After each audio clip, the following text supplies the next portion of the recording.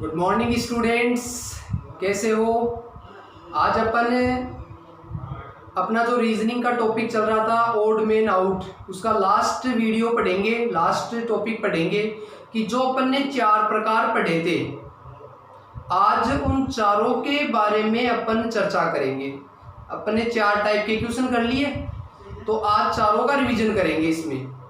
तो सबसे पहले प्रकार के जो क्वेश्चंस थे, हालांकि सभी प्रकार में अपन ने क्या किया था बेटा कि भाई जो चारों में से 3 समान गुणधर्म के थे और एक अलग गुणधर्म रखता था, एक की जो क्वालिटी थी वो अलग होती थी, और जो अलग क्वालिटी का होता है उसी को ऑड मैन बोलते हैं और उसी को अपने को आंसर में लिखना होता है। तो चलते हैं स्टूडेंट्स क्वेश्चन की ओर।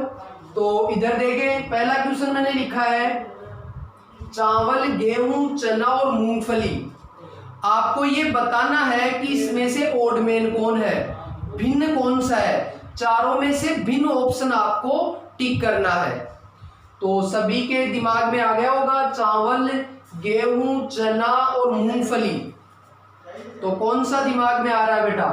देखो, चावल खाद्य पदार्थ होता है, गेहूं भी खाद्य पदार्थ, चना भी खाद्य पदार्थ होता है, मूंगफली ये खाद्य पदार्थ तो है, लेकिन इसको 2 बेस पे अपन सोल्व कर सकते हैं। एक तो देखो बेटा, इसका तेल निकलता है मूंगफली का, यानी ये तिलहन में आता है, जबकि ये चावल, गेहूं या चना इनका कोई ऑयल नहीं निकलता, तेल नहीं निकलता। तो एक तो इस बेस पे आंसर दे सकते हैं मूंगफली। दूसरा ये बेस और हो सकता है कि चावल, गेहूं और चना उगता हुआ नजर आया होगा, सबको देखा होगा, ये धरातल से ऊपर उगते हैं, जबकि चना, मूंगफली है वो जमीन के अंदर होती है मूंगफली। तो 2 बेस के अकॉर्डिंग अपन आंसर दे सकते हैं और दोनों में आंसर क्या आएगा? मूंगफली अपना फाइनल आंसर आएगा। अगले प्रश्न पे देखो बेटा, अगला प्रश्न क्या दिखाई दे रहा है आपको? कुछ धातु दिख रही है, कुछ मिश्र धातु है इसमें। देखो कि चांदी, स्वर्ण, इस्पात और तांबा। तो इसमें देखो चांदी, स्वर्ण, इस्पात और तांबा।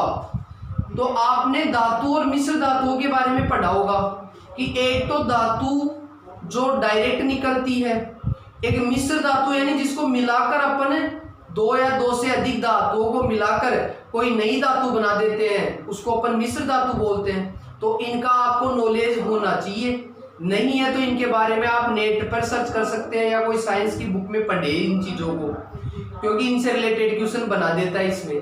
तो देखो बेटा, चांदी एक धातु है, स्वर्ण भी एक धातु है और तांबा भी एक धातु है। इनमें किसी का मिक्सचर नहीं होता है, मिक्स नहीं होता है। लेकिन जो इस्पात होता है वो अन्य धातुओं से मिलाकर बनाई जाती है। इस्पात डायरेक्ट अपने को प्राप्त नहीं होती इस्पात, तो ये मिश्र धातु है। और जो मिश्र धातु है वो इन धातुओं से अलग हो गई, तो ये अपनी कैटेगरी अलग बना रही है। तो ये एक मिश्र धातु है और बाकी सभी धातुएं हैं, तो ये ऑड मैन का काम करेगी। अगले प्रश्न की बात करें, देखो बेटा, तो अगला प्रश्न भी आपके सामने है, आप रीड करें इसको और मन में आंसर देख ले, फिर मैं क्या बताता हूं। देखो कि समुद्र, झील, महासागर और नदी, इन चारों में से भिन्न क्वालिटी कौन रखता है या भिन्न कौन सा है? तो बात करते हैं, सभी ने आंसर दिमाग में सोच लिया होगा। अब अपन देखते हैं कि किसने सही सोचा है, किसने गलत सोचा है। कि समुद्र, झील, महासागर और नदी, तो इसमें क्या क्या विशेषता होती है? देखो कि समुद्र, झील, महासागर और नदी, तो इनके बारे में अपन ये जानते हैं कि भाई समुद्र का पानी, समुद्र बहुत बड़ा होता है लेकिन बहता थोड़ी ना, स्थिर रहता है उनका पानी। समुद्र का पानी स्थिर रहता है, झील का पानी भी स्थिर रहता है, बहता नहीं है, और महासागर का पानी भी स्थिर रहता है। लेकिन नदी जो होती है वो स्थिर नहीं होती है, वो बहती रहती है। वो क्या? बहती रहती है। तो नदी, क्योंकि नदियां जाकर ही तो समुद्र में या महासागर में मिलती है, तो वो स्थिर होते हैं। ये तीनों स्थिर है, ये बहते नहीं है, जबकि नदी हमेशा बहती रहती है। जो बहती है उसी को नदी बोलते हैं अपन। तो ये तीनों तो स्थिर रहते हैं, तीनों का पानी क्या रहता है, स्थिर रहता है, लेकिन नदी का पानी हमेशा बहता रहता है। तो ये इस हिसाब से अपनी अलग क्वालिटी रखता है, तो ये बाकी तीन से भिन्न हो गया। नेक्स्ट प्रश्न पे देखो बेटा और आइडिया लगाओ कि कौन सा आंसर होना चाहिए। तो सभी ने देख लिया होगा, देखो स्कूल, प्रिंसिपल, शिक्षक और छात्र, तो ये अपने से रिलेटेड ही है। आप स्टूडेंट्स हो, मैं शिक्षक हूँ, प्रिंसिपल वगैरह होते ही है, स्कूल होती है, तो इनमें अलग कौन सा हुआ। तो सभी ने सोचा होगा बिल्कुल, स्कूल, प्रिंसिपल, शिक्षक और छात्र में अलग कौन सा हुआ। बिल्कुल स्कूल अलग हुआ। क्यों हुआ बेटे, क्योंकि ये तो प्रिंसिपल, शिक्षक और छात्र होते हैं, ये तो स्कूल के अंदर कोई कार्यरत होता है, कोई अध्ययनरत होता है, लेकिन जो स्कूल होती है वो एक स्थिर जगह होती है, ये जगह है, और ये वहाँ के कर्मचारी या जो भी पढ़ने वाले हैं वो वहाँ पर एक तरह से उसको यूज में लेने वाले हैं स्कूल को। बाकी ये स्थिर है, ये अलग हो गया। तो आपने सही आइडिया लगाना है, बिल्कुल स्कूल यहाँ पर अलग हो गई। नेक्स्ट प्रश्न पे ध्यान दो और आइडिया लगाओ बेटा कि कौन सा सही है, मतलब कौन सा भिन्न क्वालिटी रखता है, कौन सा अलग है बाकी तीन से। तो बिल्कुल लगा लिया होगा आपने, देखो सूत, टेरिन, रेशम और ऊन। तो सभी जीके वगैरह पढ़ रहे होंगे, उसमें साइंस भी आती है, साइंस का पार्ट भी आता है, जनरल साइंस भी। तो देखो सूत, टेरिन, रेशम और ऊन, तो आप रेशे वगैरह पढ़ेंगे, कृत्रिम रेशे और प्राकृतिक रेशे, तो उसमें आपको इनकी क्वालिटी का पता चलेगा कि एक तो कृत्रिम रेशा होता है और एक प्राकृतिक रेशे होते हैं। प्राकृतिक रेशे तो होते हैं जो प्रकृति से प्राप्त होते हैं अपने को, और कृत्रिम यानी जिसने मनुष्य ने बनाया है। तो इनमें वही डिफरेंस है, देखो कि सूत है वो कृत्रिम होता है, प्रकृति से प्राप्त होता है। टेरिन है, टेरिन एक प्राकृतिक रेशा नहीं है, कृत्रिम रेशा है, ये मनुष्य के द्वारा निर्मित रेशा है। रेशम होता है वो प्राकृतिक रेशा है, और ऊन है वो भी प्राकृतिक रेशे है। तो ये तीन तो प्राकृतिक रेशे हैं, लेकिन जो टेरिन है वो कृत्रिम रेशा है, इसलिए ये बाकी तीन से अलग क्वालिटी रख रहा है। तो ये ओड मेन का काम करेगा, भिन्न इन तीनों से होगा। नेक्स्ट प्रश्न की बात करते हैं स्टूडेंट्स। तो आपके सामने क्वेश्चन नंबर 6 दिखाई दे रहा है। जो सेकंड टाइप के क्वेश्चन किए थे अपन ने इंग्लिश अल्फाबेट से रिलेटेड, उनकी अपन चर्चा करने जा रहे हैं। तो देखो सामने आपके पास देखो 4-4 डिजिट के ऑप्शन दिए हुए हैं, 4-4 लेटर के, मतलब 4-4 अक्षर के दिए हुए हैं। तो सेम अक्षर होता है तो अपन ने क्या कहा था, या तो स्वर व्यंजन के अकॉर्डिंग डिसाइड कर ले, या फिर उसके क्या बोलते थे अपन, ऑर्डर के अनुसार डिसाइड कर ले। तो स्वर व्यंजन की बात करें तो देखो इसमें स्वर व्यंजन दोनों है, इसमें सारे व्यंजन है, इसमें स्वर व्यंजन है, इसमें स्वर व्यंजन है। तो एक तरीका तो ये हो गया कि भाई देखो ये स्वर व्यंजन दोनों है, इसमें सारे व्यंजन है, एक तरीका तो ये हो गया।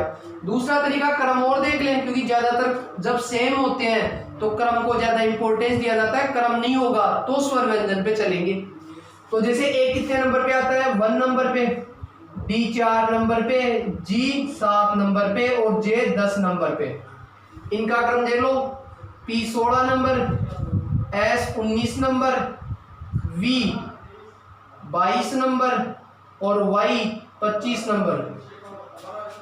इधर बी देखो 2 number, E 5 number, H 8 number और के 11 नंबर।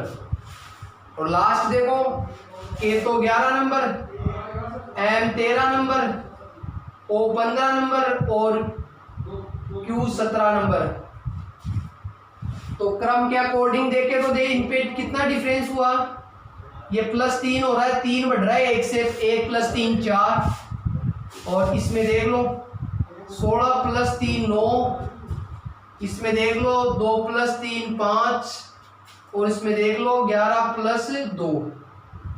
तो इसका मतलब देखो क्रम में सेम आ रहा है, औरों में भी देखते हैं एक बार, 4 और 3 7, 19 और 3 22, 5 और 3 8 और 13 और 2 15। मतलब इन दो के अकॉर्डिंग तो यही लग रहा है कि इनमें सेम चल रहा है, उसमें अलग चल रहा है, तो आंसर लास्ट वाला ही होना चाहिए। ऐसे ये देख लो 7 और 3 10, इसमें भी 22 और 3 25, 8 और 3 11 और उसमें 2 ही है, तो वो अलग है। और क्रम के अकॉर्डिंग सेट हो रहा है तो आंसर क्रम के अकॉर्डिंग ही देना है। ये क्रम सेट नहीं होता तो मैं स्वर और व्यंजन के अकॉर्डिंग आंसर देता। नेक्स्ट प्रश्न पे चलते हैं बेटा। तो 7वां नंबर देखो, इसमें 2 2 4 2 6, इसमें भी 6, इसमें भी 6 और उसमें भी 6, 6 डिजिट है। तो 6 डिजिट है तो पहले क्रम पे ही चलेंगे, बाद में देखते हैं भाई क्रम के अकॉर्डिंग डिसाइड नहीं होगा तो फिर अपन आंसर स्वर व्यंजन में चलेंगे। तो इसमें देखोगे तो बेटा क्रम पे बात करें तो इसका 1 नंबर है, इसका 2 नंबर है, 5 और 6 नंबर है और 9 और 10 नंबर है। अगले पे बात करते हैं, ये 2 और 3 नंबर है, ये 6 और 7 नंबर है और ये 10 और 11 नंबर है। देखो 1 2 5 6 9 10, क्रम मेरे हिसाब से सेम सा चल रहा है। P 16 नंबर हो गया, Q 17 16 17, फिर ये 20 21 और Y हो गया 25 और ये 26, इसमें भी क्रम बैठ रहा है।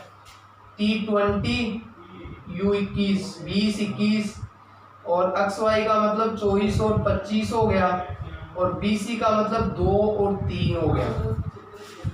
अब बात करते हैं, देखो इसमें देखो बेटा +1 हुआ है, इसमें मतलब +1 तो सब में हो रहा है। देखो 2 और 1 3 +1 हो रहा है, 16 और 1 17 +1 हो रहा है, 20 और 1 21 +1 हो रहा है। ये तो ठीक है चारों के अंदर। इधर 2 और 3 5, 3 और 3 6, ये भी ठीक है, 17 और 3 20, ये भी ठीक है और 21 और 3 24, ये भी ठीक है। यहाँ तक तो पता नहीं चला। 5 और 1 6, ये सब में आ रहा है शायद, 6 और 1 7, 20 और 1 21 और 24 और 1 25, ये भी सब में ठीक आ रहा है। इधर देखो 6 और 3 9, 7 और 3 10, 21 और 3 24 होते हैं, लेकिन 21 और 4 25, इसका मतलब यही अलग आएगा। और इधर 25 के बाद 26, फिर 1 और फिर 2, यानी +3 ही हो रहा है यहाँ। यानी यहीं पे पता चल गया कि मेरा आंसर कौन सा है बैठेगा बेटा, 3 नंबर आंसर बैठेगा। 9 और 1 10, ये 1 का डिफरेंस सब में आ ही रहा है, तो क्रम के अकॉर्डिंग बैठ रहा है तो बिल्कुल आंसर अपना ये ही देना है। नेक्स्ट प्रश्न पे चलते हैं, 8 नंबर। Z3W, Z5W, Z7W और Z9W। देखो ZW तो सब में सेम आ रहा है, इसका मतलब इस नंबर पे डिपेंड करेगा कि 3 5 7 और 9, तो कौन सा अलग है। बिल्कुल कि 3 5 और 7 तो भाज्य संख्या है, लेकिन 9 एक भाज्य संख्या है, तो आपका अलग कौन सा हुआ, 4 नंबर ऑप्शन बिल्कुल अलग होगा। अगले प्रश्न पे नजर डाले बेटा, 9 नंबर। सरेंडर, सक्सीड, कनिंग और रिसोर्स रिसरेक्ट। तो आप देखोगे तो 2 2 4 2 6 2 8 और 1 9, इसमें 2 2 4 2 6 और 7, 2 2 4 2 6 7, 2 2 4 2 6 2 8 और 1 9। मतलब इसमें लेटर्स की संख्या समान नहीं है, अक्सर कम ज्यादा है, तो मेरे हिसाब से ये ऑर्डर का क्वेश्चन नहीं है, क्रम का क्वेश्चन नहीं है। तो फिर किसका है बेटा, ये होगा किसका, कोई स्वर या व्यंजन से रिलेटेड। तो जैसे स्वर पे ध्यान दे तो देखो यू ई ई, इसमें यू ई ई, इसमें यू आई और इसमें यू ई ई, मतलब बिल्कुल नजर आ गया होगा, देख लो कि इन तीन में तो स्वर सेम आ रहे हैं, लेकिन इसमें अलग आ रहा है स्वर। आ रहा है कि नहीं आ रहा है? तो मेरा आंसर कौन सा हो गया? स्वर के अकॉर्डिंग ये बिल्कुल सही बैठ रहा है। नेक्स्ट पे ध्यान देते हैं 10 नंबर। देखो 4 अक्षर दिए हुए हैं, मतलब क्रम पे आ जाओ। तो क्रम की बात करूं तो ये कौन सा है? देखो पी कौन सा होता है? 16 नंबर। बी कौन सा होता है? 22 नंबर। आर 18 नंबर और ये 21 नंबर। अब इस पे आ जाओ। वी 22 नंबर होता ही है, डी 4 नंबर, जेड 26 नंबर और सी 3 नंबर। इसमें आ जाओ M 13 number, L 12 number, O 15 number और के 11 नंबर। नेक्स्ट में आ जाओ R 18 number, G 7 number, T 20 number और एफ 6 नंबर। तो क्रम पे चलते हैं तो 16 और 4 22, 16 और 6 22, 6 का है 22 के बाद 22 और 4 तो 26 और 4 ये 8 का, इसमें तो 6 का आ रहा है, इसमें 8 का आ रहा है। 22 के बाद 23 24 25 26 1 2 3 4, इसमें कितने का आ रहा है? इसमें तो -1 हो रहा है और इसमें भी माइनस हो रहा है। कितना? -11। मतलब क्रम पे तो इन पे तो नहीं बैठ रहा है। और कोई देखो, देखिए 16 और 2 18, 22 और 4 26, 13 और 2 15, 18 और 2 20। एक छोड़कर एक ठीक बैठ रहा है, एक छोड़कर एक ठीक बैठेगा, तो एक छोड़कर एक में दिमाग लगाते हैं। तो देखो इन दोनों में +2 हो रहा है, इन दोनों में +4 हो रहा है, इन दोनों में 13 और 2 15 और 18 और 2 20। ये तो ठीक है। अब अगले में और देख लेते हैं। इनमें देखो फिर 22 21 का मतलब 1 माइनस हुआ, 4 3 का मतलब 1 माइनस हुआ, 12 11 का मतलब 1 माइनस हुआ और इसमें भी 1 माइनस हुआ। तो बिल्कुल कौन सा बैठा अलग है? ये आपका अलग बैठ रहा है। जो सेकंड ऑप्शन बैठ रहा है ना, वो बिल्कुल अलग बैठ रहा है। नेक्स्ट प्रश्न में आते हैं बेटा। तो नेक्स्ट जो थर्ड टाइप के प्रश्न पढ़े थे अपन ने, मैथमेटिकल से रिलेटेड, गणित संख्याओं से रिलेटेड, उनकी चर्चा करते हैं। तो सबसे पहले जो सामने क्वेश्चन नजर आ रहा है, देखो 1000 डिवाइड 25, 1600 डिवाइड 40, 360 डिवाइड 9 और 400 डिवाइड 8। तो डिवाइड करके ही देख लेते हैं, यहां से पता चल जाएगा कि कौन सा है। देखो 25 से डिवाइड करोगे तो 25 4 100 यानी 40 आ रहा है इसका डिवाइड करने पर। इसको डिवाइड करेंगे तो 0 कट गया और 4 चौक 16, इसमें भी 40 आ रहा है। इसको डिवाइड करोगे तो 9 चौक 36, 40 आ रहा है। और इसको डिवाइड करोगे तो 5 ही आ रहा है, 50 आ रहा है, सॉरी 8 पंजे 40 और 0। तो यहां से डिवाइड करने पर 3 संख्याएं सेम आ रही है और बाकी अलग आ रहा है। मतलब यहां से अपन ये डिसाइड कर सकते हैं कि ये ओड मेन हो गया नहीं हो गया, ये बाकी तीनों से भिन्न होगा। नेक्स्ट प्रश्न में आ जाते हैं बेटा कि 9 36 81 का ग्रुप दिया हुआ है, ऐसे ही यहाँ 32 64 और 88 का ग्रुप दिया हुआ है, इधर 55 135 और 165 का ग्रुप दिया हुआ है, और यहाँ 35 62 और 78 का ग्रुप दिया हुआ है।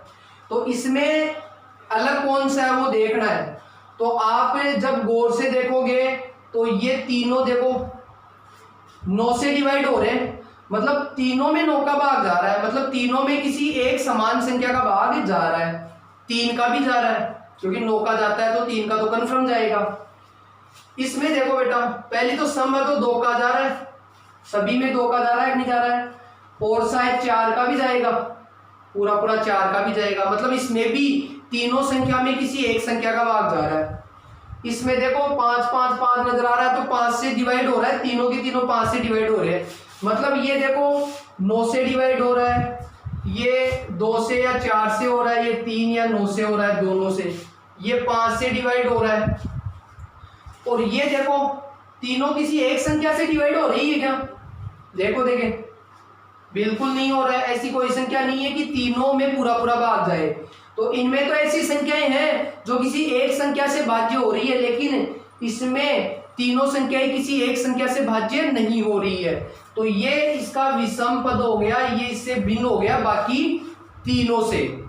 अगले प्रश्न में चलते हैं। तो अगला प्रश्न आपके सामने है, 28 और 4 का ग्रुप है, 35 और 5 का ग्रुप है, 63 और 7 का ग्रुप है और 56 और 8 का ग्रुप है।